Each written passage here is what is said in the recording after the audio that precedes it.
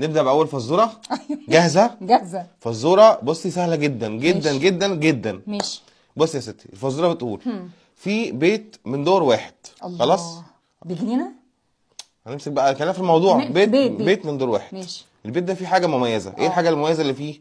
ان حيطانه لونها بني وارضيته لونها بني والعفش حتى اللي جواه لونه بني. ده قبر يعني. تمام كده. والباب بتاع البيت ده لونه بني. تفتكر السلم هيبقى لونه ايه؟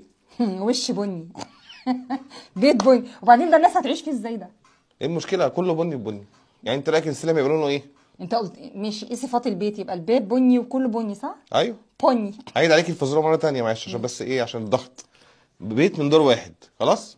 البيت ده فيه ميزه معينه. الميزه اللي فيه ان حيطانه بني وارضيته بني والعفش اللي فيها كله بني. قبر. والباب وكل حاجه والشبابيك كلها بني. ماشي حلو. لون السلم هيبقى ايه؟ ما انا لسه قايله بقى، انا عيت بني. خلاص ماشي تمام. هو عامه اجابتك غلط، بس نشوف بقى مين الشاطر اللي هيقول الاجابه الصح. لازم ما تنزلش الفيديو لما تقولي الاجابه. لا انا خلاص هنزل الفيديو كده. طب استنى انت اي سلم لونه ابيض. غلط. حتى الابيض غلط. طيب مستنيين منكم الاجابه ولون السلم. خلاص هي قالت خلاص كده. يا لهوي انا عرفت الاجابه، هقول. لا خلاص مش هينفع، هم اللي هيقولوا في الكومنتات الاجابه ايه. مش بني ولا ابيض. اشوفكم في فزوره بكره. باي باي.